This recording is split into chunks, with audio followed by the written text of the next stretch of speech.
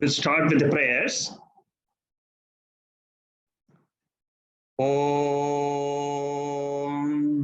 Sahana Bhavatu Sahanau Bhunaktu Sahaviryam Karavavahai Tejasvinavaditamastu ma vidvishavahai. Om Shanti Shanti Shanti.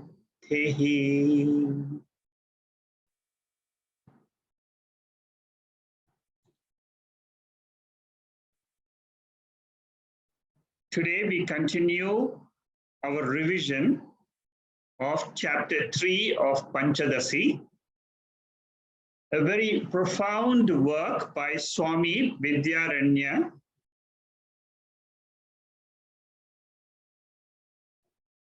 As I said last week, this particular chapter deals with a summary of Taittiriya Upanishad, and it is titled Pancha Kosha Viveka Prakaranam. There are three grand roads on the spiritual path. One road is called as the Kosha road, Pancha Kosha road. The second road is called as Sharira road. It's a highway, huge, Shariram highway. The third road is called as Avastha road.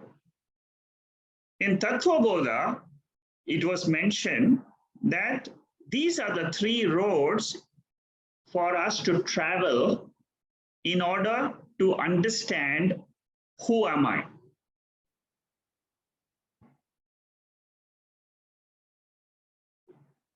In almost all the Upanishads, you will find that each Upanishad will stress on one of these three roads. Taittiriya Upanishad focuses on the Pancha Kosha road.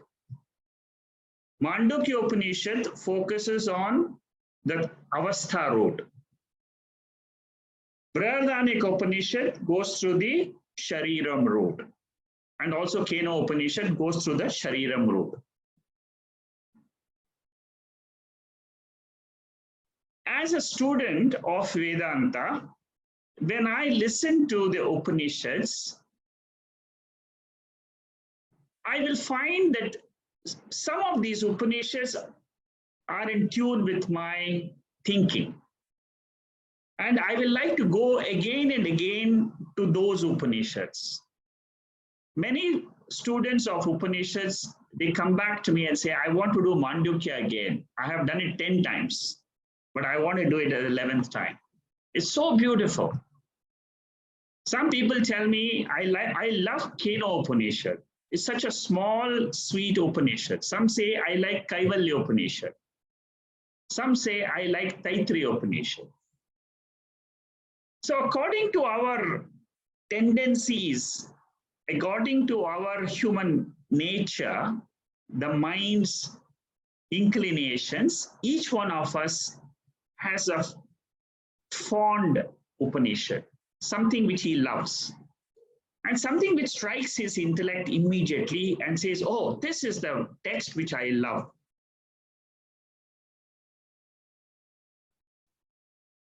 What Vidyaranya does is he takes all these different roots and then he puts them into a text called as Panchadasi. In each of these chapters, there are 15 chapters, each of these chapters you will find one root. And in this particular chapter, it is the Pancha Kosha Viveka road. I mean, he is a brilliant teacher, Acharya of Vedanta. And the way he handles these verses, you will be amazed at the depth at which he can go into. We have finished the broad sections. Just to repeat, revise. There are three broad sections. The first section is negating I am not the 5 koshas. Annamaya, Pranamaya, Manomaya, Vijnanamaya, Anandamaya. I am not any of these 5 koshas. Kosha means it's a dress. I am not the body dress. I am not the prana dress. I am not the mind dress. I am not the intellect dress. I am not the happiness, ananda dress which I get off and on. These are all the dress. But who is wearing the dress is the aham, I, which is there in this body. That aham, which gets attached to each of these 5 dresses, is called as ahamkara. This ahamkara has to realize that it is not these dresses with which it is attached to, which are transient, which are temporary. In the waking state, these dresses are available, but in the sleep state, now all these dresses are gone. But I still remain as an independent, existent being. That independent existing being is my real nature, which is defined in the Taittiriya Upanishad as satyam, jnanam, anantam, brahma. It is a title, it is a name given to that pure being who is able to remain without the 5 dresses. That is what was said in, first of all, it said that I am not the 5 dresses, verses 1 to 10. Then it said from verse 11 to 36, about 26 verses, where it said, I am satyam, jnanam, anantam, brahma. And this self is not pratyaksham. It is not, cannot be seen by the sense organs, perceived by the sense organs. It is neither paroksham. It is not so far away, like the distant stars and the planets that I can't even see them. So it's not paroksham, which is very far away. It is not pratyaksham, not in front of my sense organs, but it is aparoksham. Aparoksham means me, the self, which is what I am. I am that self. There is no distance at all. I am that. That means I claim that pure being, Satchidananda, as my Swarupa. What will happen if I claim that as my Swarupam? The Upanishads say, all your sorrow in life will vanish. You will not be affected by the sorrows whenever they come to you because of your prarabdha karma. The one which faces the sorrow is the body and mind. The Atma does not have any attachment, any sangha, any connection with sorrow. This is 11 to 36. The last 7 mantras, 36 to 43, describe how Maya Shakti is introduced by Upanishads to prove our experiences in life. So these are the 3 broad sections. Number 1, I am not the 5 koshas. Number 2, the second section, I am satyam, jnanam, anantam. Number 3, if satyam, jnanam, anantam is my nature, how do I experience the Pancha Koshas? It is because of Maya Shakti. Now we are in the middle of the second section, which is from 11 to 36. And last week, I was on this particular slide, which is talking about verse number 15. So now you've got the full gist about where we are. What is the significance of the different three routes for spiritual realization? Where does Panchadasi as a text fit in? And in Panchadasi, in third chapter, where are we?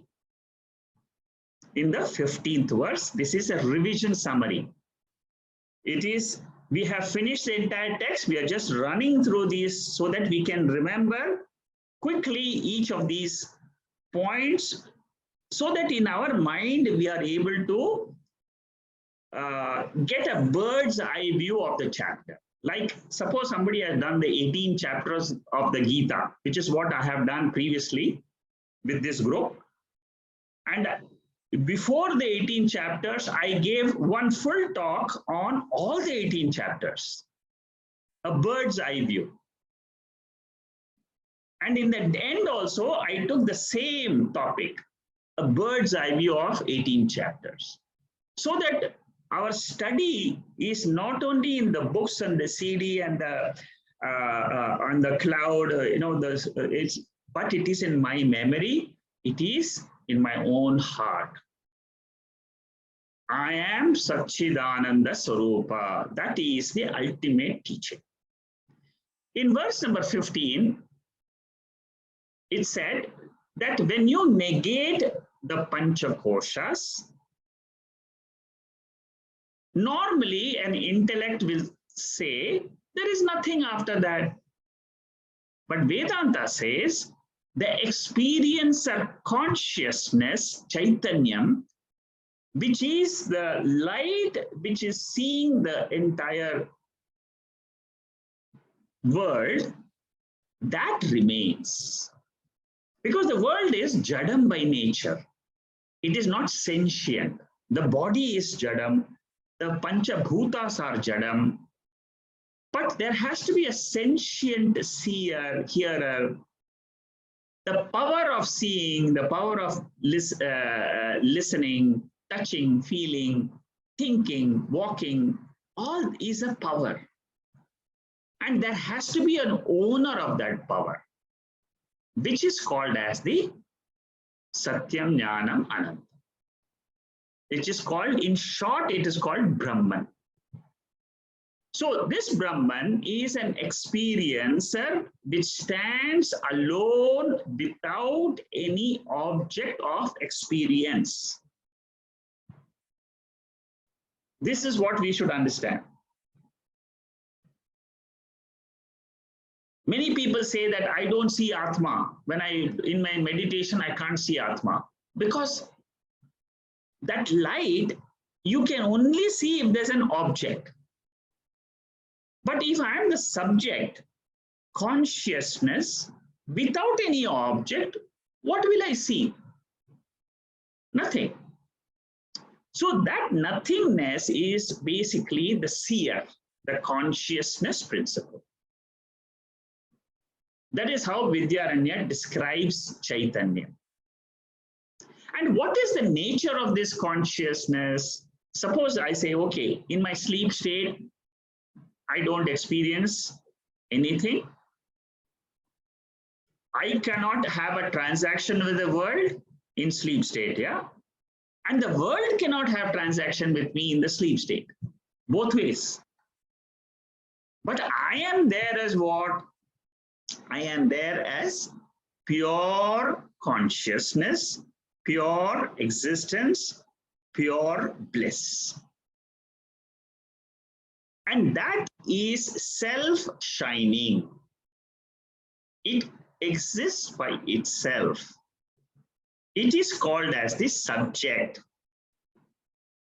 It cannot be known by the object. The seer cannot be known by the seen. The eyes can see form and color. The form and color cannot see the eyes. Ears can hear the sound. Sound cannot hear the ears. Object, subject, there is a difference in their functioning. Now, there is a proof for this, saying that, see, you might ask, what is a proof that you are saying that this is how the Upanishads also take up this particular topic of pure consciousness? When you say there is, your sense organs are not working there, your mind is not working there, but you still say there is something which is there, and which is called as Brahman, which is called as pure light of consciousness. What is the proof for that? Then the Acharya says, the only proof is Upanishads. I have to take that there is something called as satyam, jnanam, anantam. I have to accept that with full faith, with full shraddha, I accept it. And which are the Upanishads? Which Upanishad does it say? Number one, Narsimha Tapaniya Upanishad. Number two, Mundaka Upanishad. Katho Upanishad, Svetasvatara Upanishad. In this 16th mantra, if you go back to my notes, you will find the references. 17th mantra says, it is a quotation from Vedantic Upanishad, which says that the self cannot be known by the sense organs or the mind. The sense organs and the mind are karyam. They are the product. And the self is the karanam. This is how 17th verse says that the self means I cannot be known by the senses. It cannot be known by the mind. 18th verse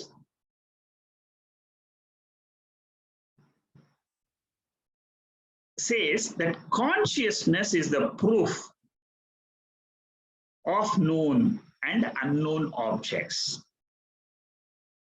What does it mean? During the waking state, I see the objects of the universe, including my body and mind. In the sleep state, I don't see any objects. They become unknown to me. Waking state, I know the universe exists. In the sleep state, I see the absence of the universe. Even the absence of the universe is seen under what light? Who is the knower of the absence of the universe in the sleep state? That is called as satyam, jnanam. This is an extremely important point.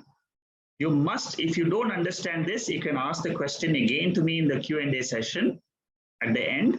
But very important to understand this. This comes in Keno Upanishad, where a student says, I know what you are trying to teach me. It is something which cannot be known, and it is something which cannot be unknown also. Known and unknown belongs to the intellect. When my mind is functioning, I can see the objects. When the mind is not functioning, I don't see the objects. I don't know the objects. But knowing is a function. Sakshi is the light which illumines the mind. Very beautiful verse, number 18. This explains how the whole mechanism of how consciousness is the light in which the whole world is experienced by us is explained in 17 and 18. Then 19 talks about another method to realize this consciousness. Consciousness is the container. Like you have a cup, a plastic cup, or you can have a container, a tumbler to drink coffee. So the coffee is the content. The container is the tumbler or a cup. When it comes to the experiences of the world, The container in which you see or experience the body, mind, and the world is consciousness, the light. That is the container. Or it is called as awareness principle. Pure consciousness is nothing but awareness. I am, I am. In that awareness, the content is the Panchakoshas. The content is the entire world of objects, which are nothing but Shabda, Sparsha, Rupa, Rasa, Gandha. That is said in verse number 19. See, all these verses, if you go through them, they are trying to tell me, I am not this body, I am not the mind, but I am the pure Chaitanya principle. Till verse number 36, this is the topic, the second topic of the chapter. The 20th verse, he gives an example. Swami Vidyaranya gives an example. He says, suppose there is a person who's speaking, who is giving a talk. And then he says, I don't have a tongue. The person is speaking, but at the same time he says, I don't have a tongue. What would you call that person? That person is an ignorant person. So similarly, a person who says, I don't know consciousness, but he is aware of the talk, he is able to listen to the talk, he is able to see the person talking. And he says, I don't know what is consciousness. It is through the light of consciousness, awareness, you become aware of the talk. But if you say, I don't know that consciousness, I don't think consciousness exists, you are committing a blunder. That is what Veda is teaching us. Consciousness is always experienced along with the universe. Universe is changing. Consciousness is changeless. It is the same consciousness through which I saw the world yesterday, I'm seeing the world today, and I will see the world tomorrow. If I'm attached to the world, which includes my body, don't exclude the body and mind from the world. That's very important when you are a seeker of knowledge. Body and your mind is a part of the world, Jagat. By nature, it is intrinsically Jadam. There is no sentiency in the body, like in the dead body. What makes this body alive today is a separate independent factor called as satyam, jnanam, anantam, brahma. That is the life. That is the electricity behind the bulb. Next is 21st verse. Okay, I agree now. You have convinced me there is some consciousness. Tell me, how do I experience this consciousness? Is it really possible? Then slowly he starts explaining that you stop the perception of the objects, and whatever remains is the consciousness. In verse 22, he says, you remove all the objects, especially when you sit in meditation, slowly, slowly you say, all the objects of my sense organs, I drop. Then you come and say, I drop my sense organs. Then you say, I drop the mind behind the sense organs. And lastly, you say, I drop my mind. And whatever you feel you are, when you have said and dropped all this, that is your real nature. What remains is your pure awareness. In every meditation session on Wednesdays, this is where I'm trying to reach. And the 25th verse says, the self exists. It is not non-existent. There is nothing called as non-existence in this world, because even non-existence is. That isness is the real nature of the seer. The 26th verse gives you a technique how to realize this self. There are 3 times this technique is mentioned in Brihadaranyaka Upanishad. It's called the technique of neti-neti.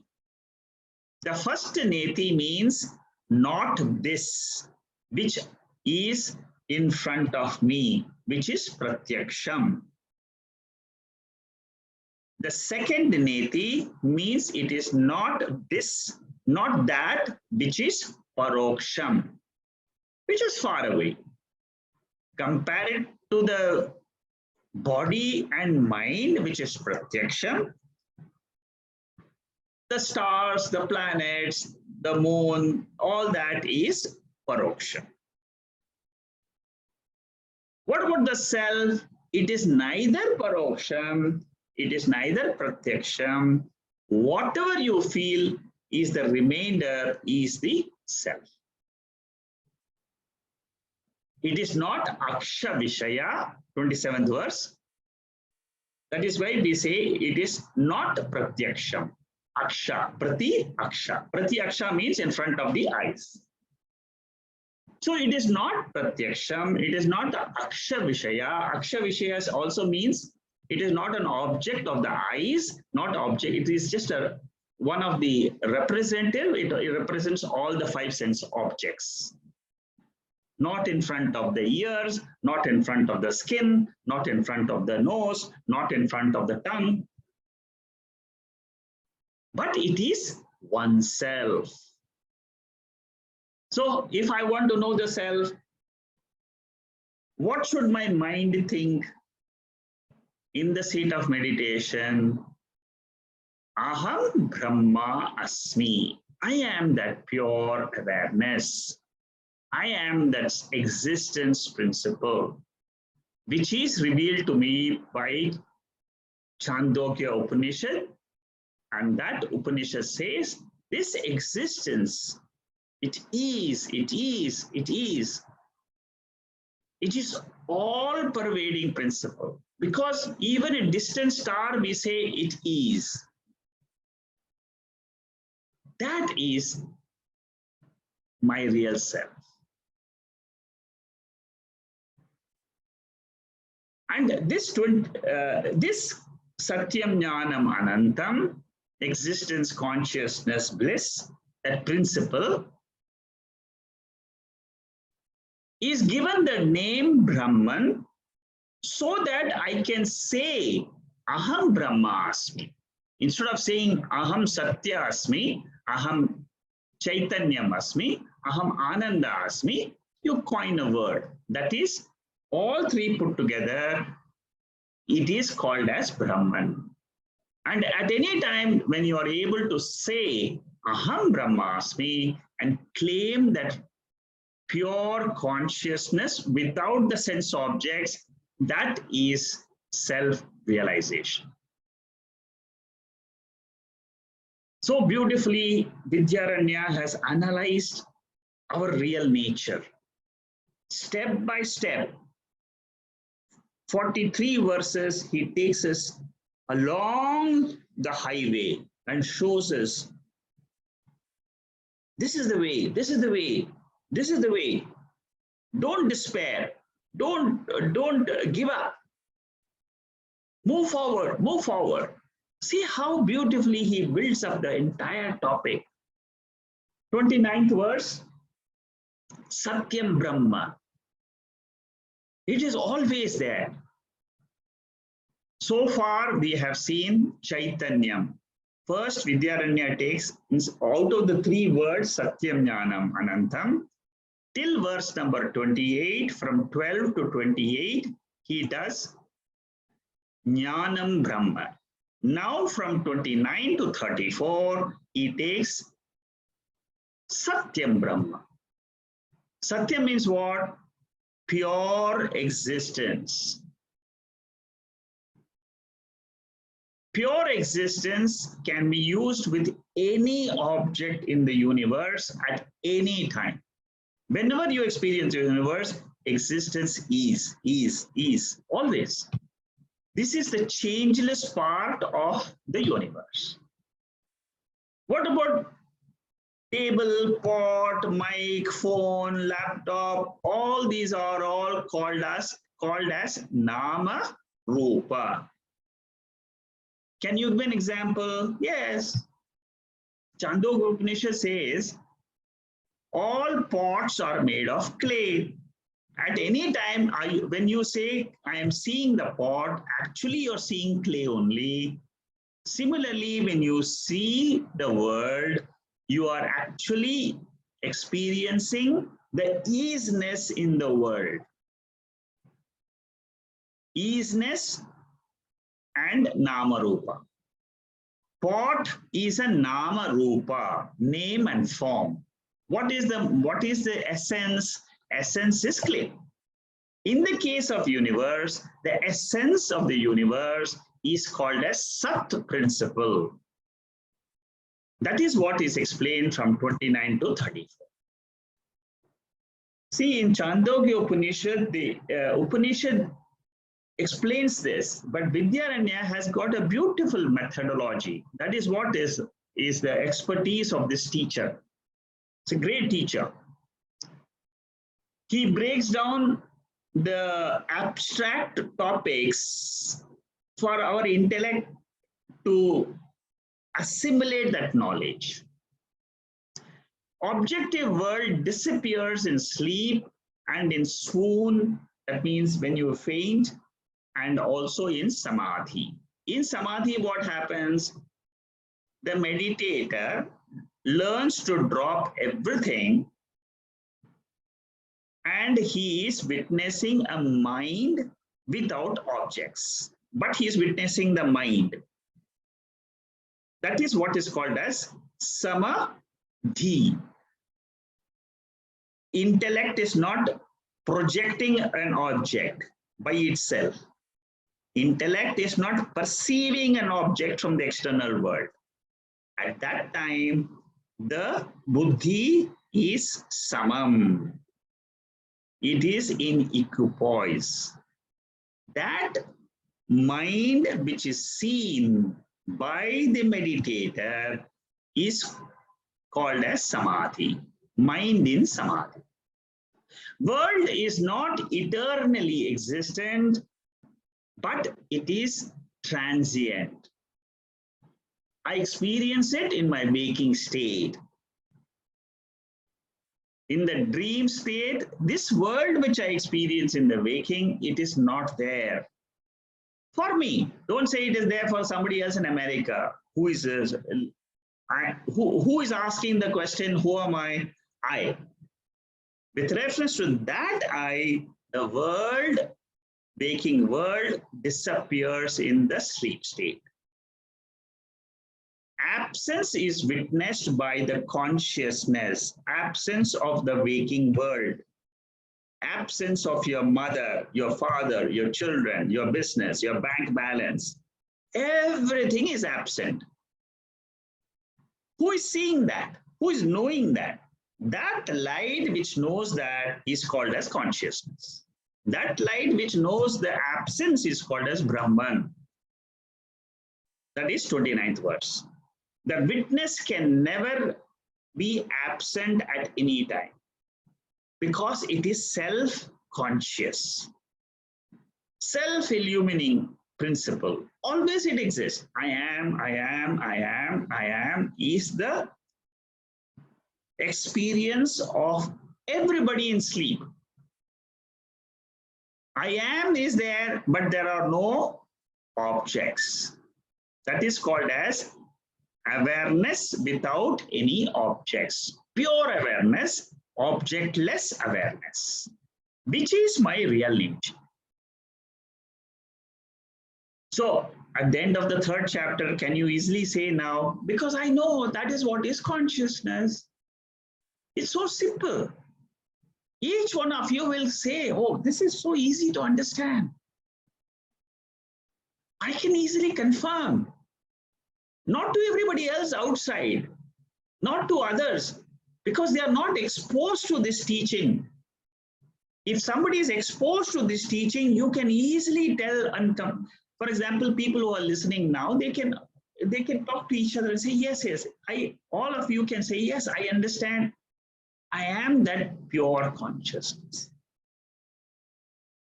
30th verse, when names and forms are destroyed, the formless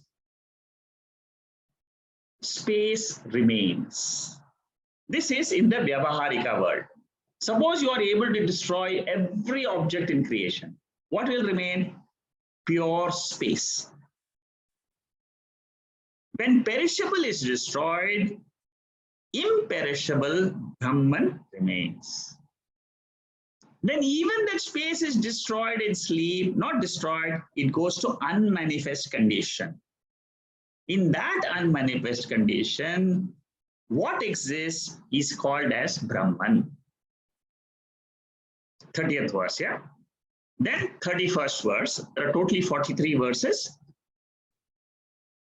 This is the Purva Pakshi, opponent. See, Vidyaranya has a style. He will bring opponents in his exposition of the Upanishads, the teaching of Brahma Vidya. He will bring an opponent so that our clarity will become much more sharper about who we are. Here he says, suppose there is an opponent who says nothing remains after destruction of the name and form. What will the Advaitin say? Advaitin will say consciousness, witness of the presence and absence of the names and forms will remain. And that consciousness, aham asmi, I am that.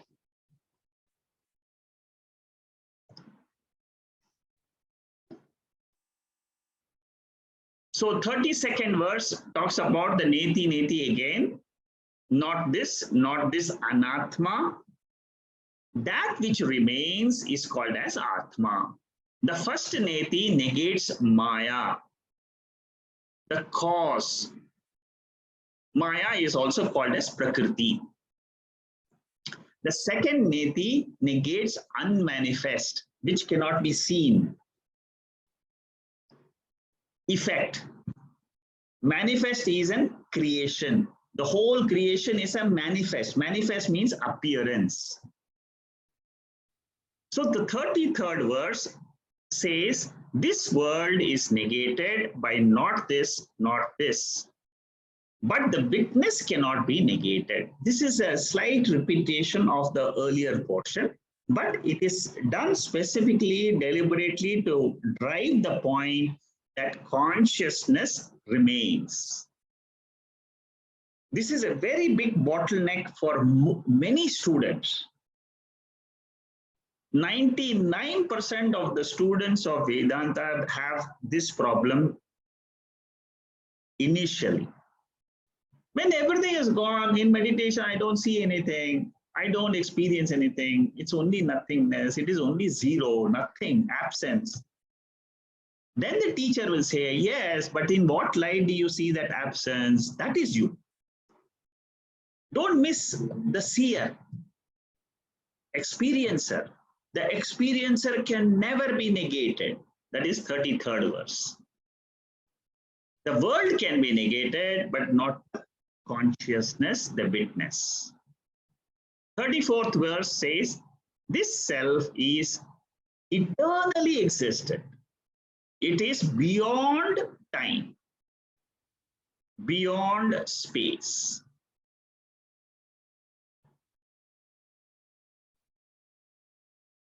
Then this finishes the second section. This finishes not the second section, in this way, another 2 verses are there for the second section. This finishes the Sat portion. Earlier we saw the Jnanam, Satyam, Jnanam, Anantam, Brahma, which is coming from Taittiriya Upanishad, Brahmanandavalli, the first verse, the second chapter of Taittiriya Upanishad. He has finished one Satyam portion, he has finished in the now up to verse number 34. Jnanam portion he finished earlier. What is the third portion? Anantam. He takes only 2 verses to explain what is anantam. Brahman is called as anantam, infinite principle. What is the meaning of infinite? Infinite means it is not limited by time. Yesterday is not today. Today is not tomorrow. So yesterday, tomorrow, yesterday, today, tomorrow, they're all limited in time. But Brahman is beyond time. That means in Brahman, time is coming and going. Similarly, space. Singapore is not India, India is not America, America is not London. All are different, they are all finite. Each space is limited because it is seen, it is finite. This is what is called as limitation because of distance. Our eyes are not able to perceive the infinite nature. Spaceless Brahman. That is infinite. So anything which is not conditioned by time or space or objects is called as anantam. And this anantam principle is immortal because there is no time. Time is born in consciousness. Our ancient rishis, they knew the concept of time and space much, much before in great detail than the modern scientists. They were aware of what is time and what is space because they had gone, our rishis had gone beyond time and space and then looked at the whole creation. And they used very important, the Shastra. They used the Upanishads and they could see what lies beyond time, what lies beyond space. If I also can know the technique, then I also will be benefited.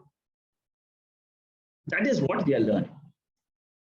36th verse, space, time, and objects are illusions. Why they are called as illusions? Because they are there when the mind is there. When the mind is not there, there is no time, there is no space. What is caused by the mind is a product,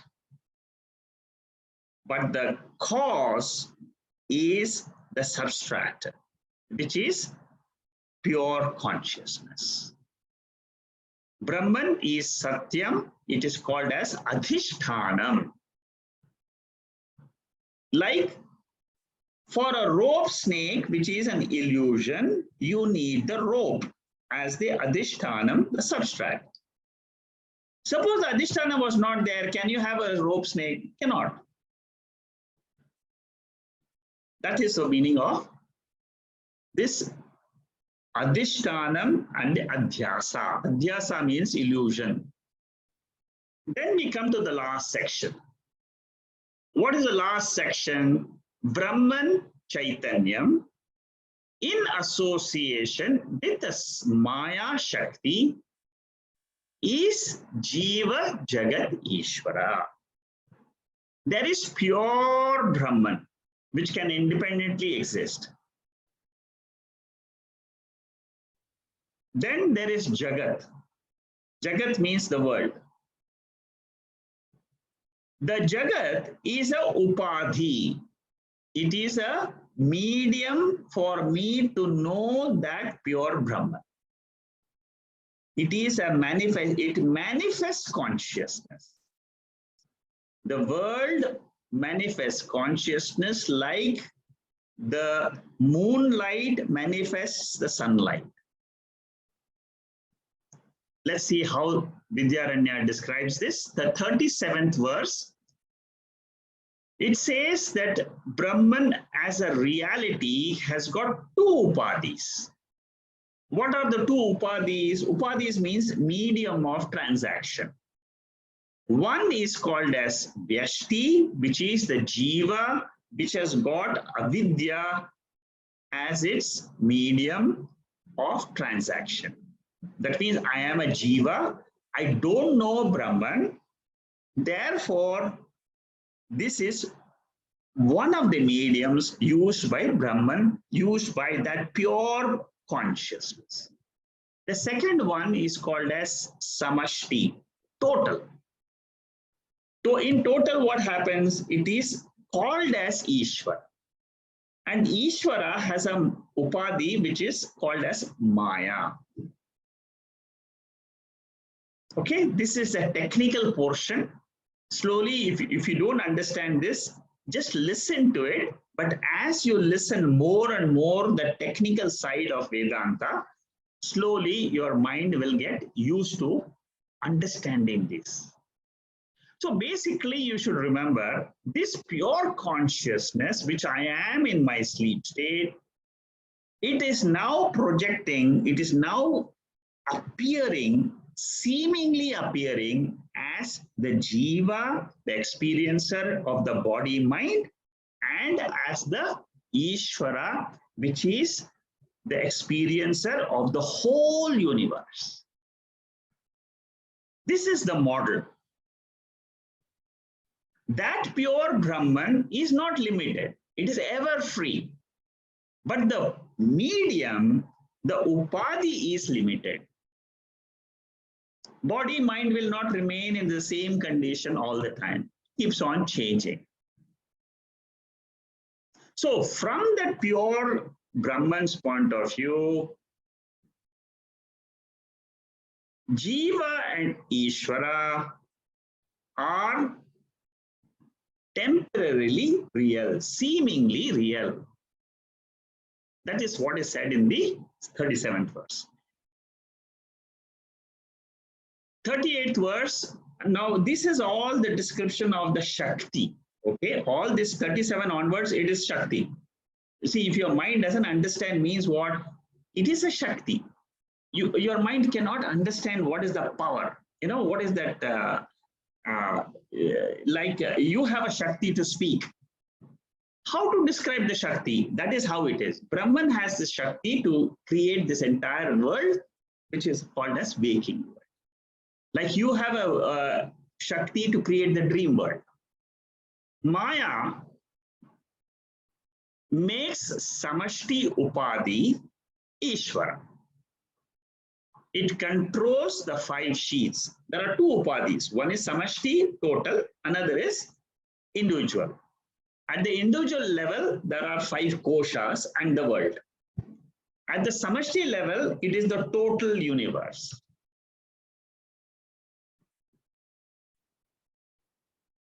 Then further description of this Maya Shakti in 39th verse. Every object has a power.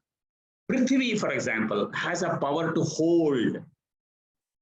Vayu has a power to flow. Water has a power to quench the thirst. Agni has a power to burn. All these are powers. The powers are determined by Maya Shakti.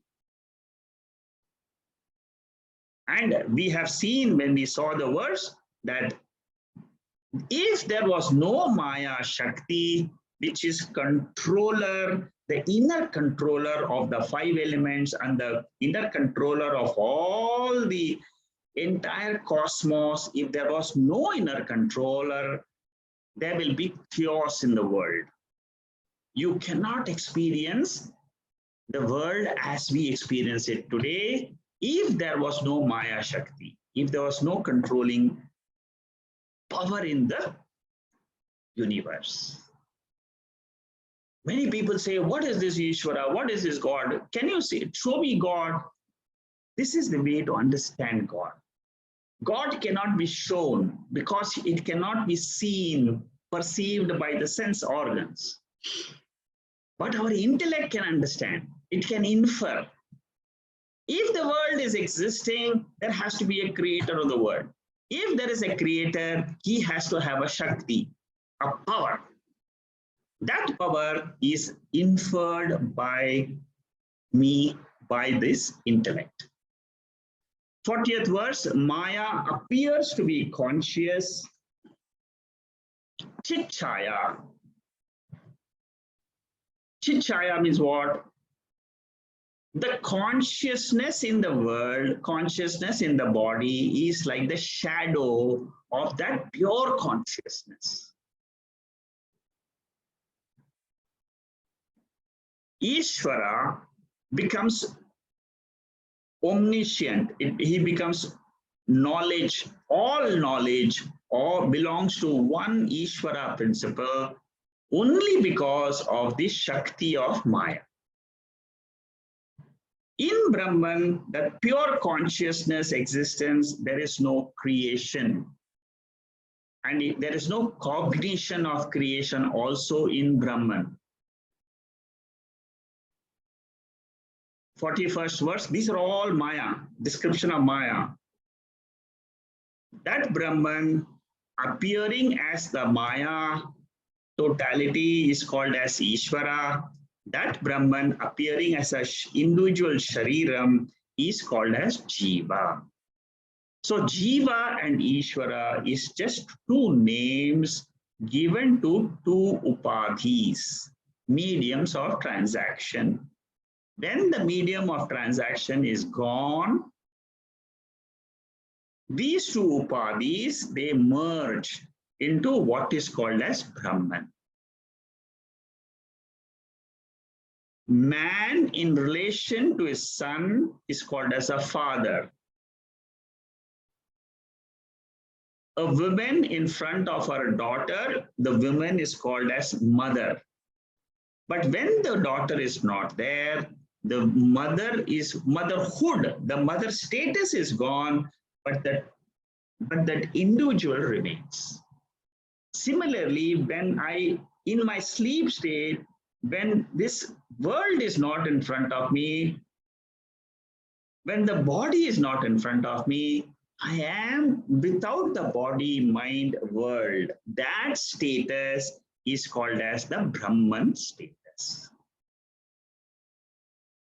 Very beautiful way in which Vidyaranya builds this up. You see, like I said, if you go through these 43 verses, like how I have done in the last session and this session, you would have got the entire gist of the third chapter. And you will never forget it because it's ingrained now. You've got the whole gist.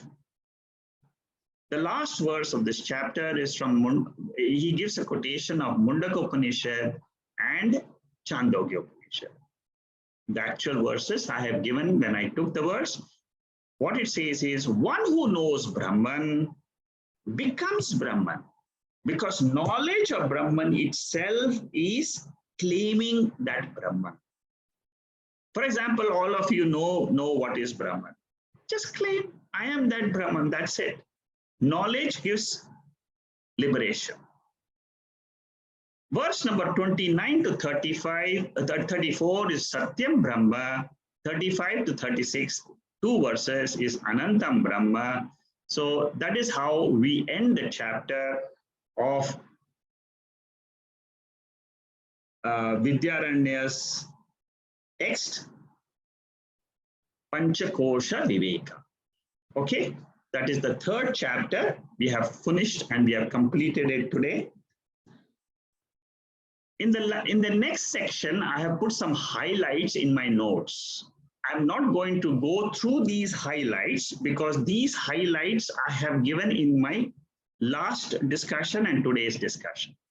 So if you read this, you will understand this yourself. I am not going to go through this note because this was constructed after the previous summary, but this is mainly meant for you to just run through it so that you can have what did we discuss in all these 43 verses. The main points are again quoted here. You can do a self-study on this, and there is nothing more in this particular section of 55 points which are meant, or if you run through it, you will understand. If you have gone through the last two sessions, last session and this session, it's very easy to understand these 55 points. These are all just the pointers. So with this, I finish the third chapter. Next week, I'm going to do the fourth chapter. It is called as Dvaita Viveka Prakaranam. 69 verses are there, fairly large chapter. Dvaita Viveka Prakaranam means the differentiation of duality. See, for example, we all experience duality in our waking, duality in our dream, duality when we think. How do I differentiate this duality? That's what we are going to learn. And I have already sent you the notes. In case you have not received the notes, you can again send me a WhatsApp or an email. I can send it to you, but I will introduce this next week. We'll start the chapter 4.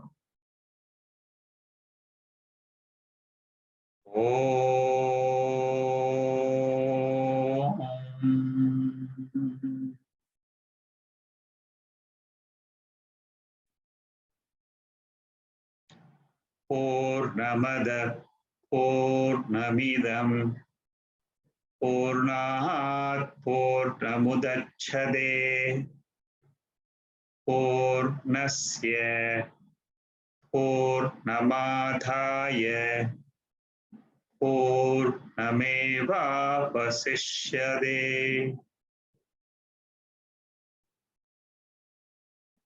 Om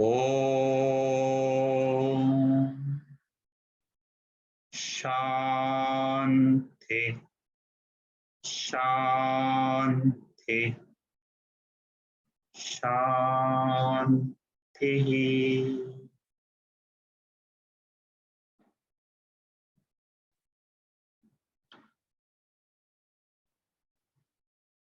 There is a remark, a question. Can we say that Ishwara and Jiva are manifestation of Brahman through Maya Shakti? Yes, you're right. This is what is said directly in one of the verses. It is a manifestation. There is one pure consciousness, pure existence that is appearing like Jiva and Ishvara. How can this happen? Exactly like in dream. See, what happens in dream?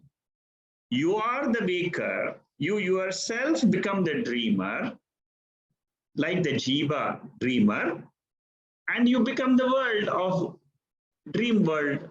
The dream world is nothing but like Ishvara. The whole world, Jagat, is nothing but Ishvara, the pure consciousness. Ultimately, it is that. So that is how you understand these verses, and it's a very deep meaning. And then the more you study these Dakshinamurti verses, the more you study Panchadasi, again and again, go through these verses. If you repeat this teaching again, maybe after 3 months, 6 months, you will see the meaning flashing in you. And the growth in spirituality is when you feel more calm in life, more peaceful in life. That's all. There is nothing more. Our experiences of the world will still remain the same. But I will not be as flustered as before. That is a sign of growth in spirituality. Okay, any other questions from anybody else?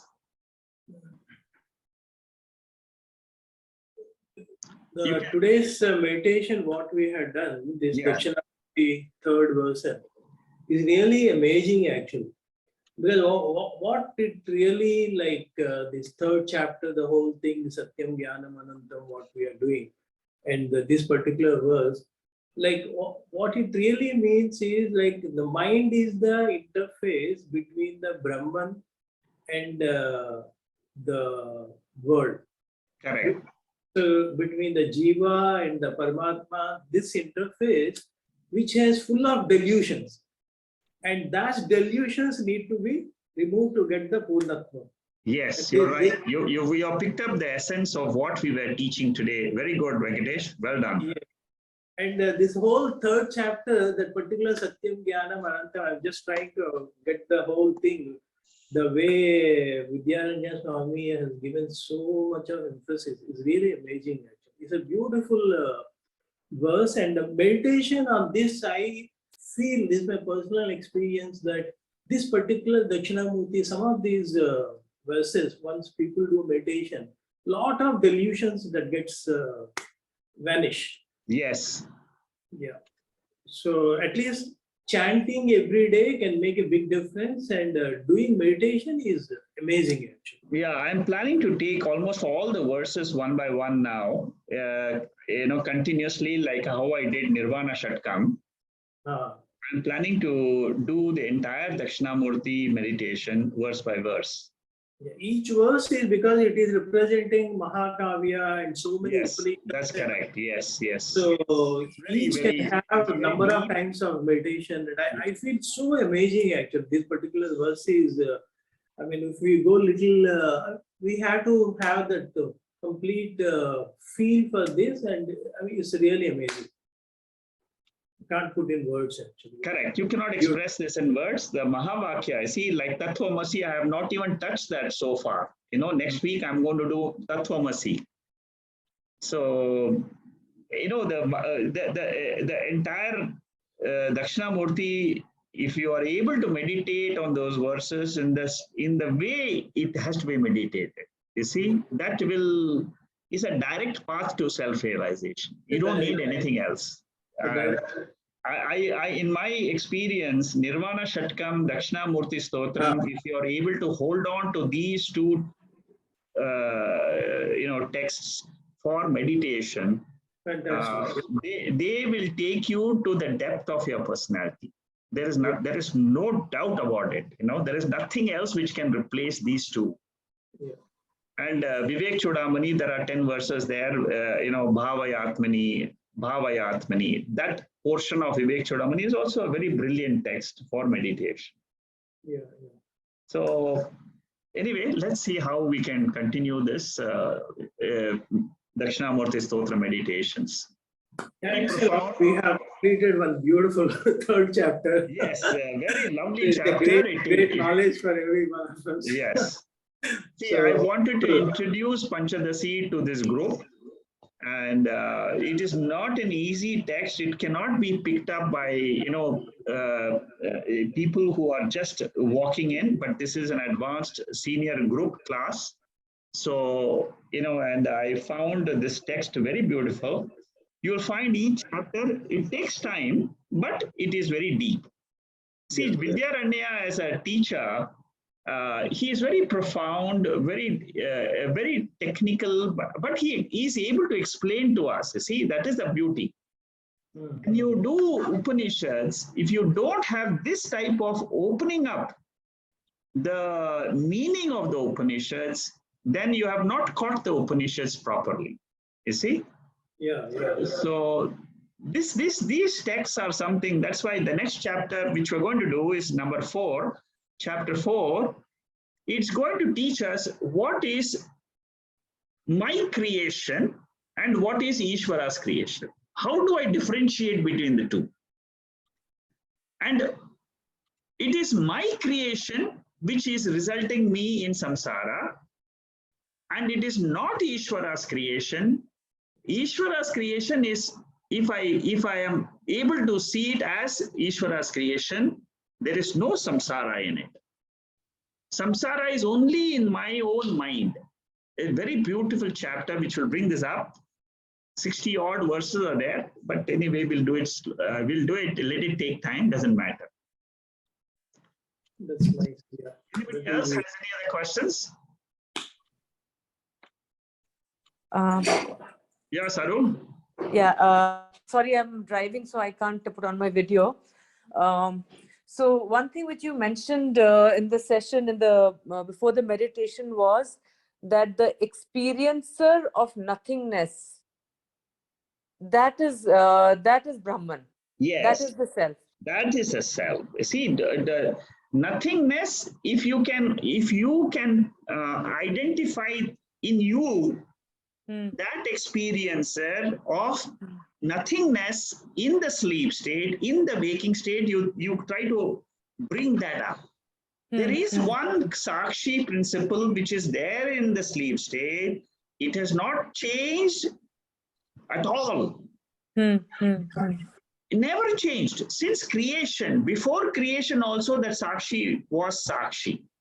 Brahman was Brahman. What has happened is, it is like the space. Space has never changed, but objects have come and gone in space. Similarly, sakshi, it has remained the same. So what I am attaching to now is I'm dropping my identification with the changing body, the changing mind. Changing mind is very easy to drop, but it holds us. You see, the problem is the mind holds this body. Again and again, it uses the body to go into the world and achieve some sukham and dukkham, you know. But anyway, I am able to come out of that identification, come out of that maya, which is applying, which is there in this complex. I'm getting it I'm getting a sense of it in the waking state, but in the sleep state, it's unfathomable. No, not at all. You can never know it. Nobody in the world can know in the sleep state because it is full of maya. Sleep state is full of maya. Yes, it's tamo guna. You are just, you are just dissolved. That's it. Nobody can remember, and only thing is, it is a knowledge in the waking state. In the waking state, right? Yes, that knowledge is there. That knowledge is called as Brahma Vidya. Okay. So that means there is no object, no Ishwar, no nothing. Absolutely no nothing. time space object. Yes, yes, and that is that state. No breath, nothing, no Pancha Kosha, nothing, no body, no mind, no body. Amanaha, Shariram. This is yes. Thank you. Jnanam also. Yes, Jacqueline, you are most surprised with this knowledge. No, I'm just listening to Sharu about sleeping. So now just happen, talk about sleeping. In fact, if there are people inside the house and incidentally, if you are not a sleeper, in many occasions when you sleep, even they close the door or whatever, you know nothing because you're sleeping, and it's interesting, but then if you really are disturbed and every single small little sound you can listen, what is it? Why is it that way? Yeah, because that is the nature of sleep. You see, this is something which is what is the 5 elements, The 5 elements which constitute this body, they are all put together by one power. That power will decide whether you're sleeping or awake. It is not me. I have no control over the sleep. I have no control over the waking. I have no control over the dream. Yeah, absolutely no control. The whole world is controlled by some power which is there inside each one of us. Yes, I mean, in fact, listening to you, you know, for this, and if I did not listen, and you know, I would not say sleep is sleep. What are you talking about? But then it's like sleep, you know, really you know nothing, and it's sleep, and then after that it wake up automatically. So it's really profound and interesting. Okay, that's the nature. Okay, yeah. Thank you, Jacqueline. Thank you. Anybody else has a question? Baubai, are you there? Yeah. Any question from your side? No questions. No Okay. question. Thank you. Anybody else has any other questions? Okay, if there are no questions, we'll continue next week. So we'll start chapter 4 of Panchadasi. You will get the notes, and if you don't have the notes, you let me know. But I'm sure everybody has the notes. I've already circulated before, but we will start next week, and then we'll continue Dakshinamurti Stotram meditations for maybe another 4 to 6 weeks or 8 weeks. I don't know, but now the meditation will be on Dakshinamurti. Every week you will you will hear Dakshinamurti Stotram being played. If you come early, you can listen to the Dakshinamurti Stotram.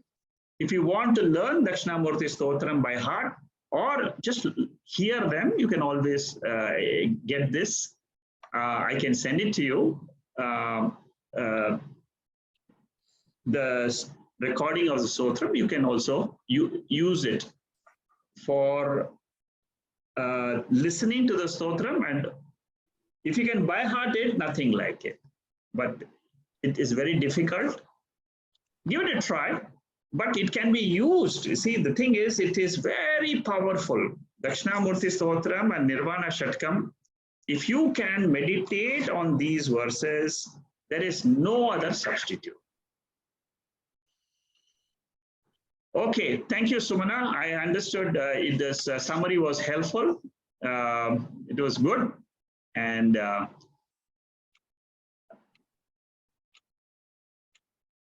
direct self-knowledge is, yeah, Sumana, I can see you now. Nice to see you. Sumana, where are you based in the US? In Boston. Oh, you are in Boston. Okay. So I'm glad you are here.